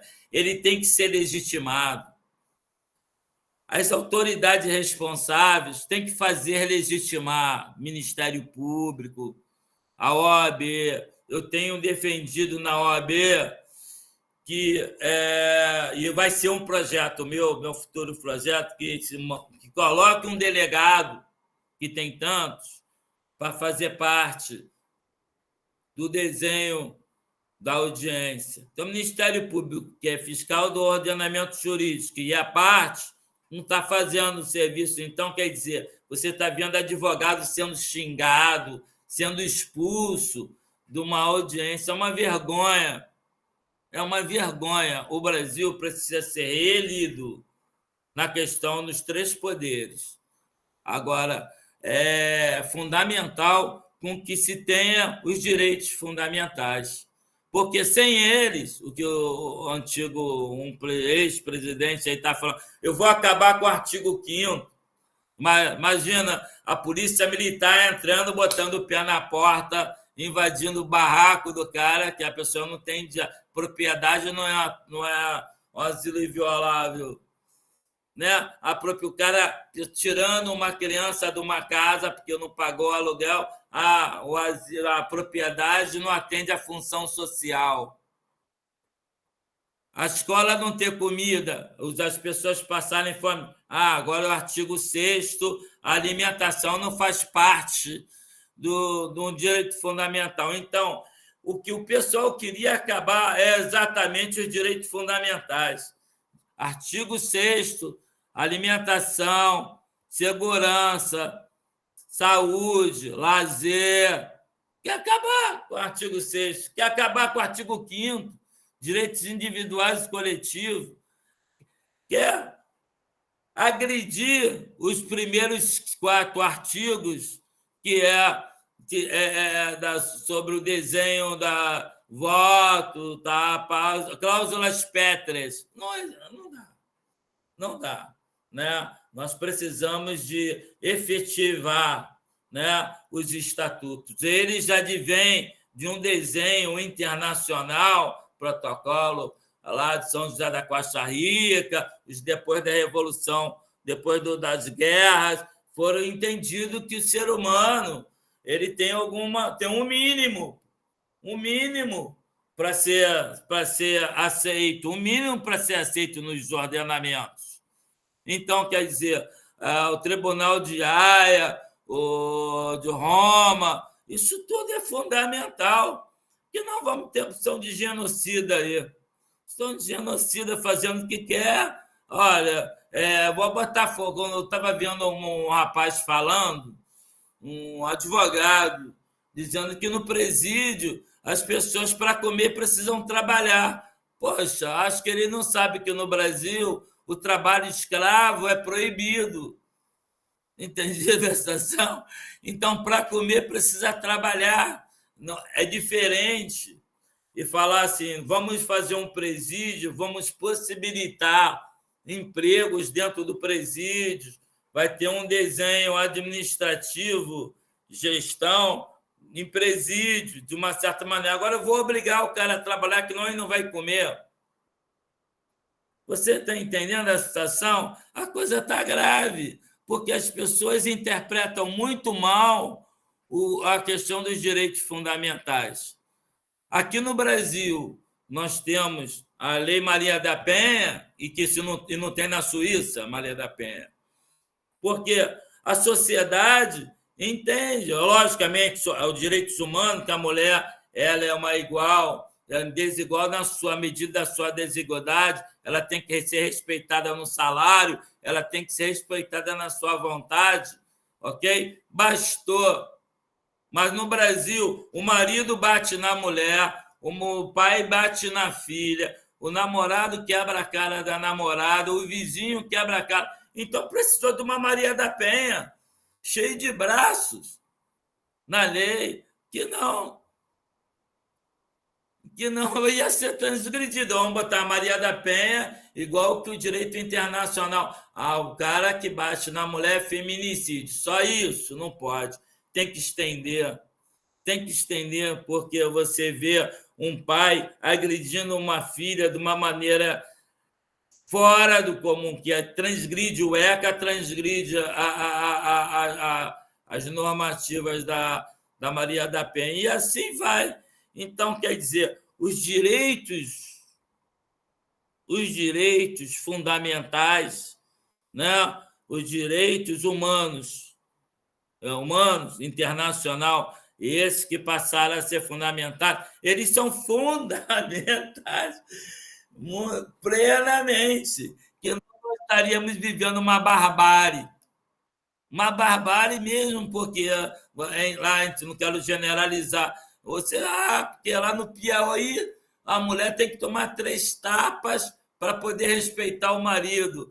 Lá em Minas, a mulher tem que ir para o fogão. Não dá, brother. Entendido? Então, nós precisamos rever fazer valer os estatutos, fazer valer o ECA, fazer valer o estatuto da pessoa portadora de deficiência, fazer valer o estatuto do idoso, fazer valer que não se coaduna, não se confunde com a má-fé. Que tem muita gente que usa também o discurso dos dispositivos dos artigos, dos estatutos, por má-fé. Tive uma aluna numa escola que ela passava todo o tempo rebolando, e o professor chamando a atenção, não entra na sala assim. Ela chegou, saiu, falou que o professor assediou ela, porque viu a bunda dela rebolar. Aí fizeram a sindicância. A sindicância provou por A mais B que a aluna agia dessa maneira. Não tinha nada com o professor. Me chega a procuradora do Estado e fala: olha, a sindicância não sabe de nada, apesar de ter sido comprovado, não tendo materialidade, que esse professor assediou essa aluna, mas o assédio sexual existe. Então, como o assédio sexual existe, eu prefiro punir. Então, eu, como procuradora, eu vou punir o professor, o seu funcionário, eu vou dar uma repreensão, porque o assédio existe e não se pode olhar a bunda da aluna. Você entende a situação? Então, ele é visto como, pode ser entendido como uma fé. Então, a pessoa tem que ter um feeling. Os gestores, os operadores do direito têm que ter um feeling muito legal para que aquilo não se torne uma agressividade. Só para terminar aqui, um outro caso, em Nova Iguaçu. Inclusive, esse caso caiu na prova da Defensoria Pública. Uma aluna de 13 anos de idade, era um bandista, o candomblé, fez o braço. Não sei se sabe da questão. Fez o braço. Aí, o CLAS, o pessoal que era evangélico, fez uma denúncia ao Ministério Público. O Ministério Público entrou com uma denúncia contra a mãe de agressão física, porque fez uma cruzinha, né? Criou um escarcéu, uma confusão no Ministério Público, mas no ECA está dizendo que a pessoa tem direito à religião, ela faz parte daquela cultura. E a comunidade não entendeu. A diretora pegou a menina porque estava sofrendo bullying na escola, chegava de com um lenço branco, com uma roupinha branca fora do uniforme, sofreu bullying. Os alunos, grande parte evangélica, macumbeira, a garota brigou. A diretora pegou a garota e falou: agora eu quero ver se teus orixás vão tirar você dessa confusão, você está expulsa. Eu falei para a diretora: olha, com todo respeito, a senhora cometeu vários crimes. Uma, que ela tem direito de ser o que é, tá? Ela faz parte da cultura dela. Outra, você, como diretora do município, você não pode expulsar um aluno. Tem que conversar com o CRAS, assistente social, psicólogo, tá? O que acontece? Essas escolas, elas não têm essas estruturas. Não tem psicólogo, assistente social, não tem nada. Então, é uma pequena cidade. Então, você pega escolas com 5.000 alunos, e não tem uma infraestrutura. Então, o inspetor é o pai do aluno, a mãe do aluno. Aí, a mãe do aluno, quando vai resolver uma coisa, dá um tapa na cara do aluno para resolver a situação. Então, quer dizer, não se tem uma estrutura técnica. Enquanto que na Europa, funciona assim. A Itália, ela faz assim. Tem um diretor que é eleito pela comunidade. O diretor, ele é professor. Ele é um cargo de confiança. Ele é um professor eleito, então ele vai tomar conta do viés pedagógico. E o governo, quem? Secretaria de Administração, vai lá estar presente. Essa é a Secretaria de Administração que vai pagar professor, vai ver foto, vai ver merenda, resolver os problemas administrativos da escola. Então, tem o Estado ou a prefeitura. O Estado está presente e o pedagógico está presente. Aí se resolve a situação. Agora, bota uma professora que não é psicóloga, que também não entende de finanças, que entra para a escola para roubar. É o problema no Brasil. O Brasil é esse. Não tem gestão. Não existe gestão no Ministério Público, não existe gestão nas escolas, não existe gestão. Você vê agora, nós estamos fazendo uma seriedade de um trabalho maravilhoso. Obrigado por ter convidado. Me aparece uma pessoa completamente fora do contexto e tinha que ser punido. Então, quer dizer, o Ministério Público depois tem que ir atrás dessa pessoa, um crime de internet, ele tem que ser sancionado, porque não ele vai fazer outras vezes que outras pessoas. Então, o que acontece? Nós precisamos levar a sério os estatutos, porque os direitos humanos, né, os direitos fundamentais, eles são uma das coisas mais importantes de uma sociedade, né? É a coisa mais importante da Suíça, é a coisa mais importante da Itália, da França. Sem os direitos humanos, entendeu? Humano, urbanizado, cidade limpa, as pessoas respeitadas nos seus direitos, sabe o que é direito, sabe o que é dever, autonomia, como o senhor está falando, autonomia. Para a gente ter autonomia, para buscar a autonomia desse aluno, para ele ter consciência, a gente precisa deveramente saber respeitar, saber ter compromisso social, compromisso com o bem social. Então, só vamos ter compromisso com o bem social a partir... Porque até o Paulo Freire dizia que ninguém educa ninguém, os homens se educam em comunhão, mediatizados pelo mundo. Estamos aqui fazendo devidas trocas, estamos aprendendo, estamos trocando, como eu aprendi brilhantemente com as suas falas. Mas precisamos, de fato, fazer valer o direito. Fazer valer o direito. Então, o projeto da OAB na escola ela é fundamental.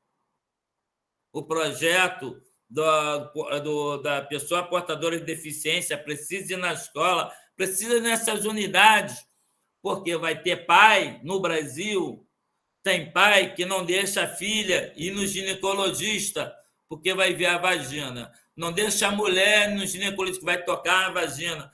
Tem mulheres no Brasil que nunca foram ginecologista. Tem mulheres que engravidam que nunca menstruaram, estão engravidando, que não sabem.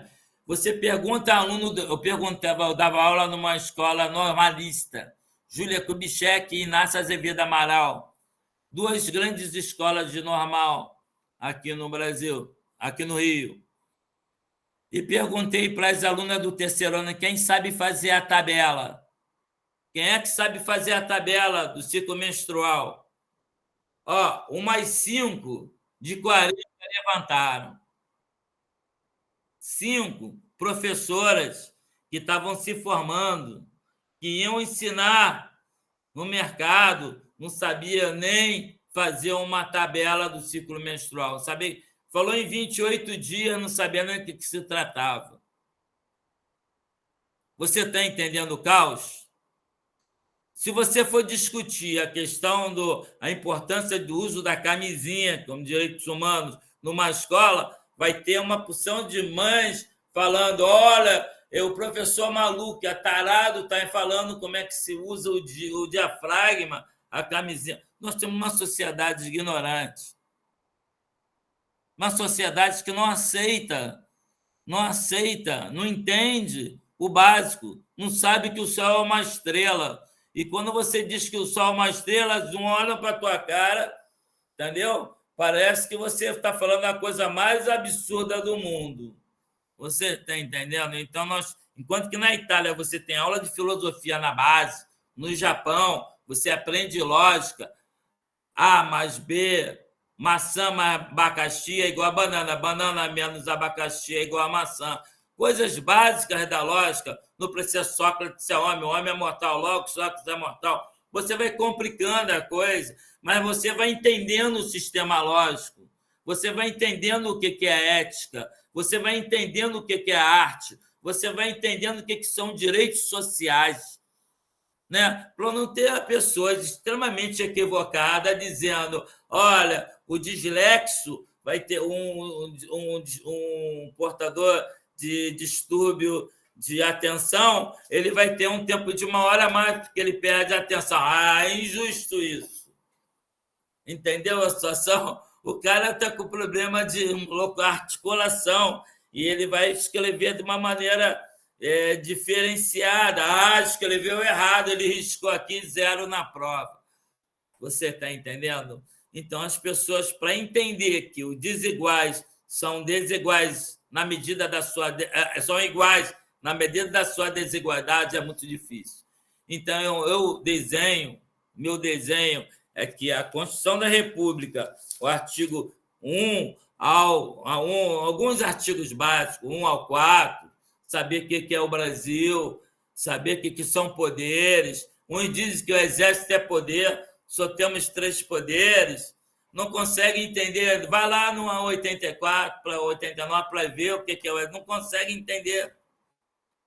Não sabe como é o Ministério Público, acha que o Ministério Público faz parte do poder. Então, quer dizer, nós estamos num Brasil de ignorantes, que nós precisamos colocar o direito dentro da escola, entendeu? Então, temos que botar a OAB lá, a OAB na escola, falar o direito que a pessoa tem, direito de um preso. Eu dei aula no presídio. Eu dei aula dentro de um presídio da Frei Caneca. Olha, na Frei Caneca, tinha uns meninos, era preso novo. Cada crime bobo. Tá? Aí, por ignorância, falta de defensor, o dativo estava nem aí. Aí, o rapaz me falou: olha só, eu estava fumando maconha e eu estava com um papelote no bolso. Eu fui pego, a polícia pegou, é teu, tal. Ele falou: é teu. Não é meu, não. Não é meu. Aí foi preso, traficante. Aí nenhum defensor para falar, pô, você não estava fumando, é teu, pô, você é viciado. Diz que, não sou viciado, não, eu tava, pegou tráfico, entendeu? Então, quer dizer, as pessoas não têm defensores públicos. Você vai aqui em Cabo Frio, a pilhas e mais pilhas de processo. Em Arraial tinha um defensor. Então, quer dizer, você não. Defensor da União você não tem. E o cara pega no. Isso que o doutor falou, da tua explanação, seria um processo que a gente chama processo estrutural americano.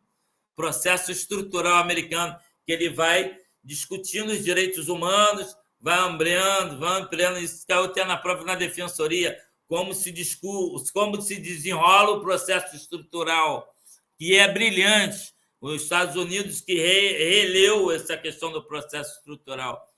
Mas, quer dizer, pegou na prova de uma defensoria, poucos, talvez, doutor Igor, por ter conhecimento disso, ia discorrer muito bem do processo estrutural, mas chegou lá, pô, o que é processo estrutural? Então, eles tentam problematizar uma prova que deveria ser uma coisa básica, a faculdade deveria também preparar o aluno para ser advogado, está mais preocupado com a prova da OAB do que formar um operador do direito. Entendeu? Então, quer dizer, uma vez eu falei lá com o Alexandre Dantas, num dos projetos que era importante para o direito, criar o curso de licenciatura, né? E colocar, tem cara que não quer ser advogado, tem cara que quer ser professor, e colocar lá. Agora o BNCC está fazendo está mudando, né? Mas está fazendo uma possibilidade de colocar o direito como disciplina na escola do ensino médio. É fundamental que o pessoal entenda a licenciatura. Desculpa ter estendido. Sem problema, doutor Luiz. Só para a gente manter a celeridade, muito obrigado pela sua fala. Sempre. Agora, esclarecendo a dúvida que restou nos comentários, o link do formulário servirá como forma de comprovar a presença de vocês para a emissão dos certificados. O link da ProEx foi gerado com erro de um próximo evento, que acontecerá no dia 25, mas, de qualquer forma, o formulário vai ser suficiente e o link é seguro. Eu vou ler alguns comentários aqui. Uhum.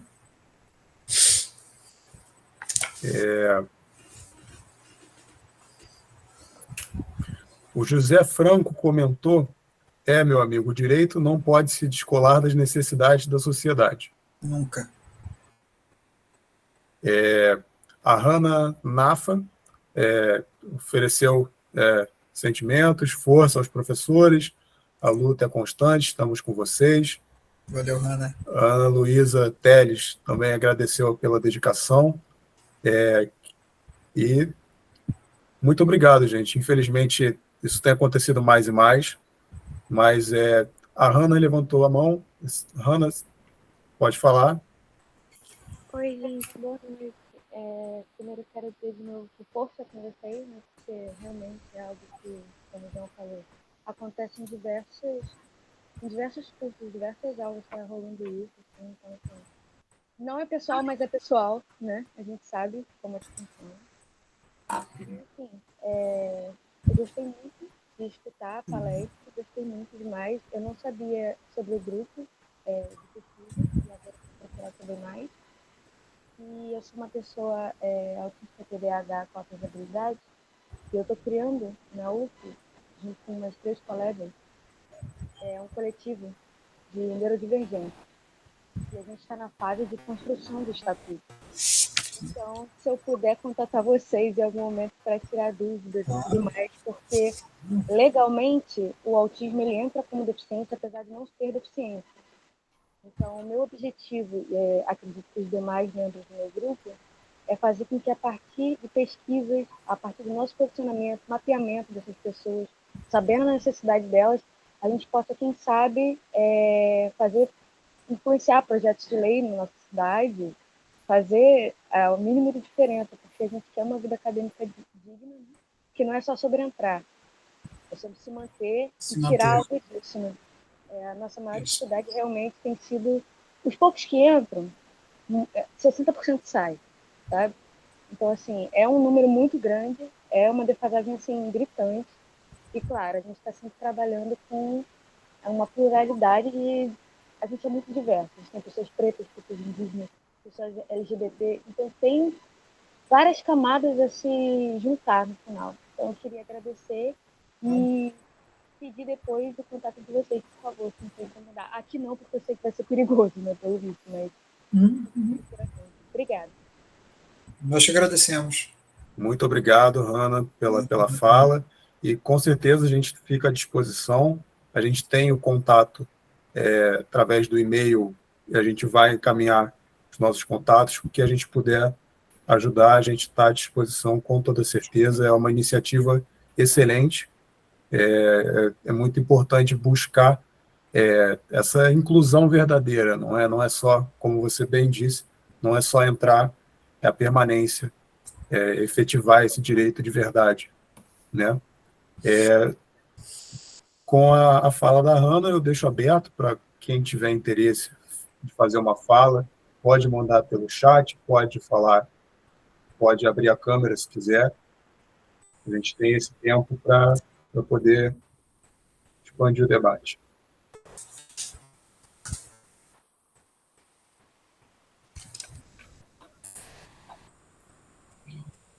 Estou vendo aqui alguns comentários no chat.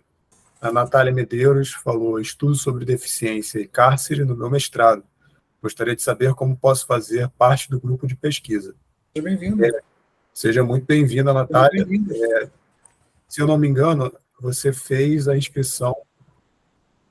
Perfeito, a gente vai ver o seu e-mail e vai entrar em contato para poder você entrar no grupo como voluntária para desenvolver esse estudo com a gente. Vai ser muito bem-vinda.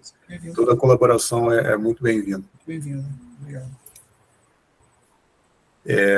O Carlos Duarte Bisneto, muito obrigado e parabéns, Igor, pelo brio e autocontrole contra a invasão. Realmente foi necessário. E Lúcia Almeida, grata pelo evento, muito importante a disseminação dos direitos das pessoas junto à sociedade. Muito obrigado, Lúcia.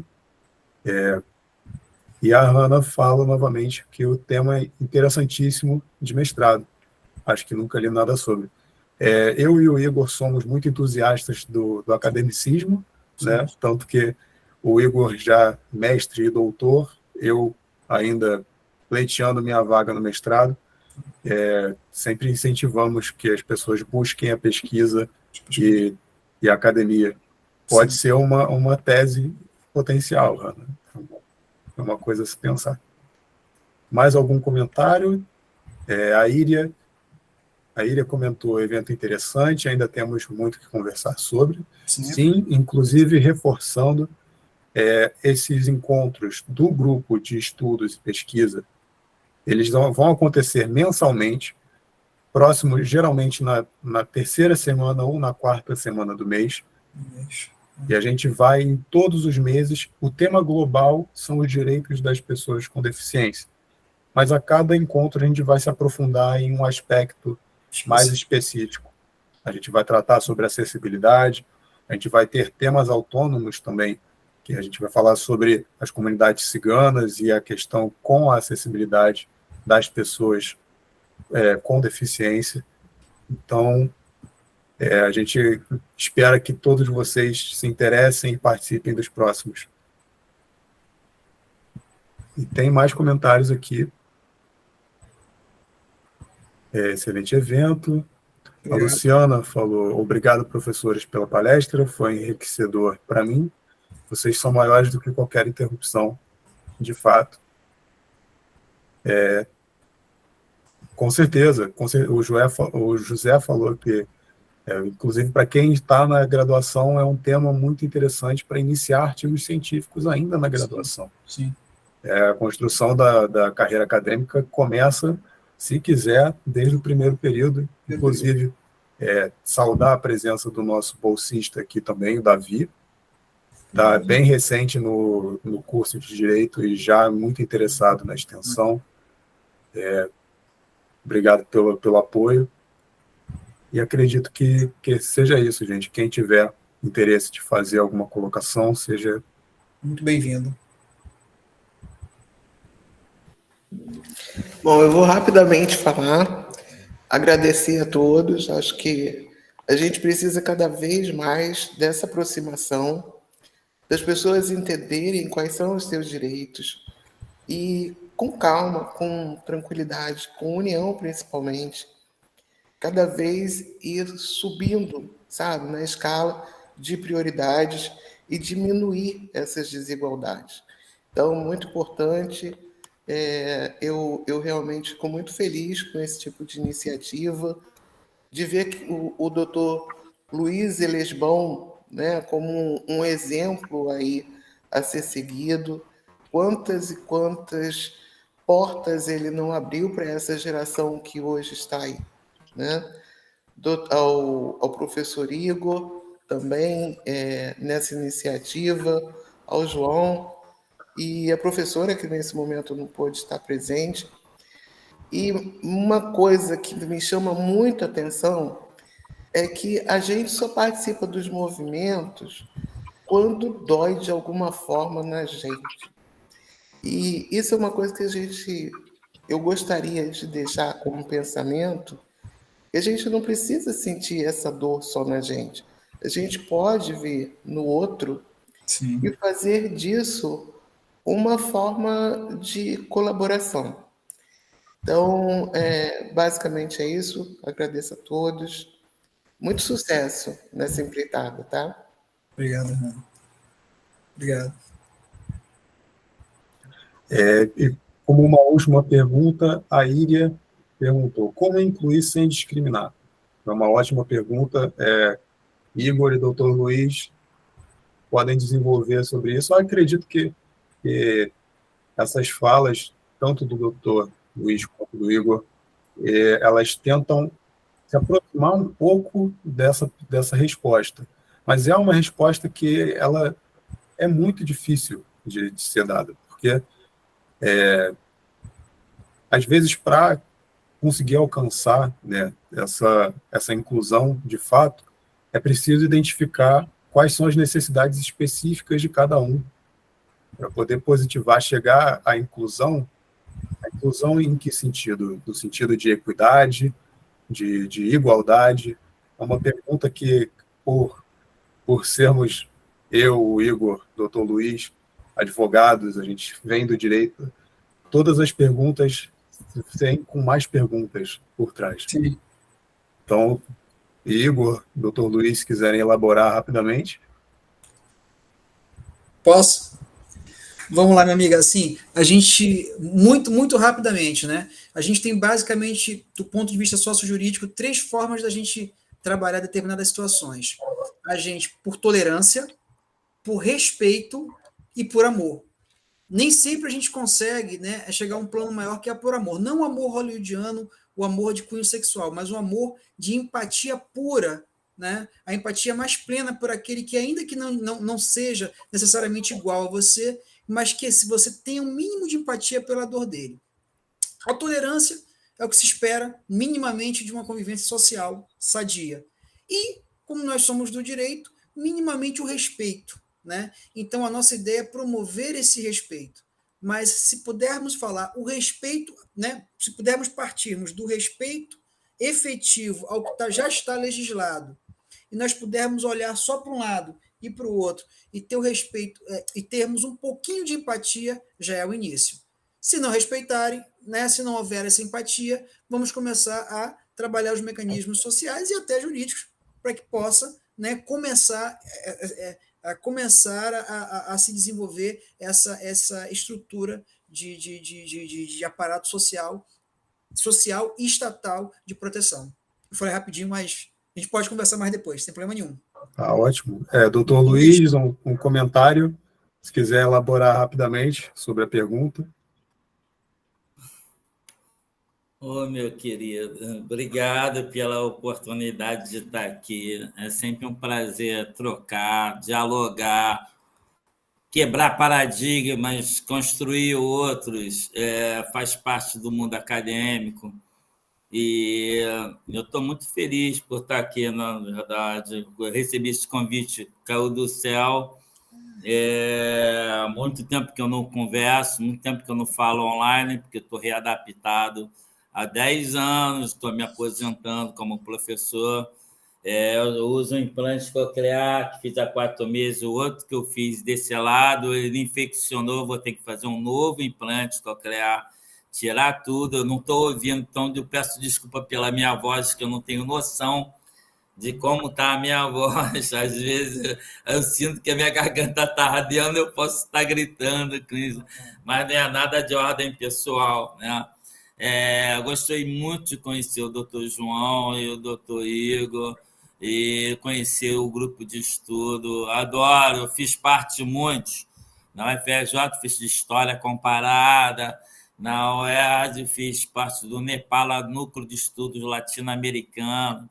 Eu estudei Filosofia na UERJ, na UFRJ fiz Direito na UERJ, na Gama Filho e na Estácio. Fiz Educação Física na Gama Filho, fiz pós na Gama, passei minha vida toda no mundo acadêmico, tenho 57 anos. A última vez eu andei pela Universidade de Turim, eu devo voltar lá agora há pouco, falando sobre a educação no Brasil. Mas dessa minha maneira, a maneira sua, né? Então sempre peço para que eles escrevam se eu tenho que falar ou não aqui. Agora, as mídias chiques estão facilitando muito o que vocês estão falando. Está tendo uma legenda aqui, está facilitando. Deu para pegar 80% do que foi dito. Eu gostei muito do que foi dialogado aqui. Aprendi muito com as teorias do Dr. Igor. Trouxe coisas novas que eu vou ter que estudar.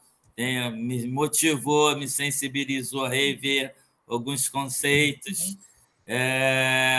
Então, eu gostaria de parabenizar vocês, 2 especificamente, e o pessoal, todos vocês que estão aqui participando, aqui, aturando a gente, dialogar sobre coisas, às vezes coisas de direito tem coisas legais e coisas não legais, às vezes acaba, de alguma maneira, nos deixando em uma situação de desconforto.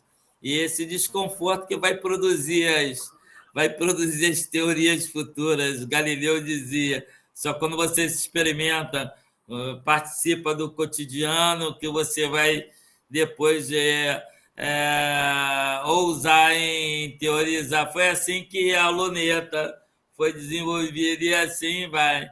Acho que quebrar os paradigmas é fundamental, respeitar outros também, ler de uma maneira diferente é fundamental. Tem gente que lê uma questão semiótica, um texto de uma maneira, outra pessoa lê de outra, um psicólogo lê de outra, um jurista lê de outra, um filósofo lê de outra. O texto ele é parecido, mas tem leituras diferentes. E é muito importante a interdisciplinariedade, que a gente pode trocar, pode dialogar, pode discutir, pode fazer diferente. E se fazer diferente que é fundamental, né? Porque aí vai ter evolução da ciência, a ciência não para, né? As ciências sociais, né? Cada um com o seu desenho epistemológico, Thomas com verificacionismo, Karl Popper com falsificacionismo, Wittgenstein, ou você vê P, ou você vê o Patlab. Cada um tem a sua maneira de ver a questão social, né? Um envolvimento, outro por estranhamento, mas o que é importante é a ciência. O que a gente está fazendo aqui é ciência. E eu acho que é legal, bacana, o direito está fazendo isso também. Não é só ficar ancorado nos tribunais. Eu sempre digo isso, que um dos papéis do direito é a cidadania. A gente acaba enxergando isso, né? Mas o direito ele tem esse papel de ir na escola, dialogar sobre cidadania, exigir com que a polis, né, trate, busque o bem social, que a sociedade valorize o bem social, que é um bem de todos. Nós não vivemos na Lua individual, vivendo numa sociedade. Então, é muito importante trazer lá o Michael Sanders, trazer o Barroso, trazer o Paulo Nader, e trazer a teoria do Igor também, a do João, a da professora Lu. E assim a gente vai trocando, vai aprendendo um com o outro, vai se espantando, né?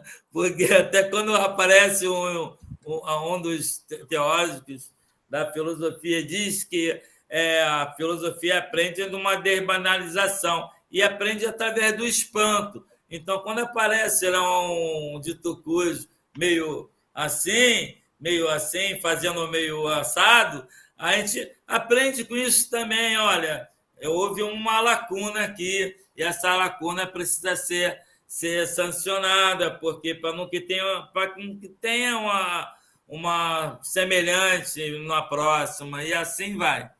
Tá? Então, parabenizo vocês, eu agradeço de coração.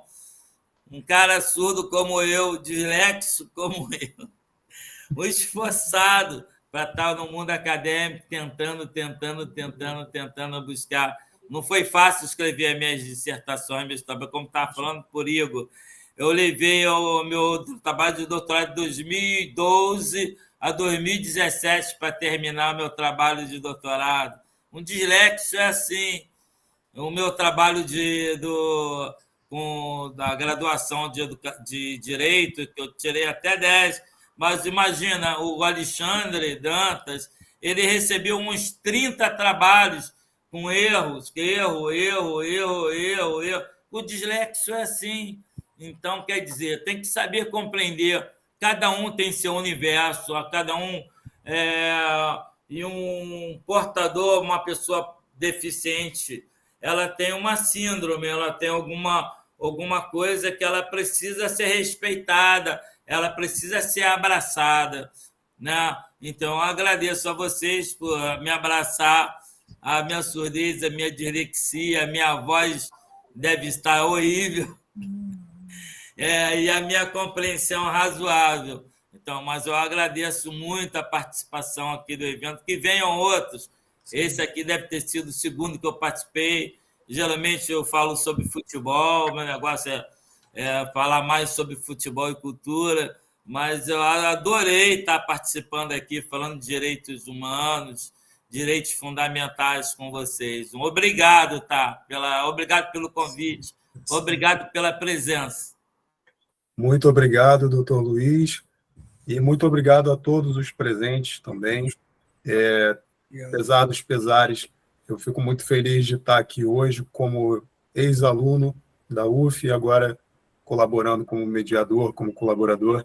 Muito obrigado ao Igor também por estar nessa caminhada desde o ano passado, apoiando e participando dos encontros. E é isso, gente. Muito obrigado novamente e muito boa noite a todos. Vou encerrar a gravação aqui. E sintam-se muito bem-vindos. Acompanhem nosso Instagram para poder ver os próximos eventos, não só do nosso grupo, mas também os outros desenvolvidos pelos outros professores. Tem muito conteúdo, tem muito encontro bom para acontecer.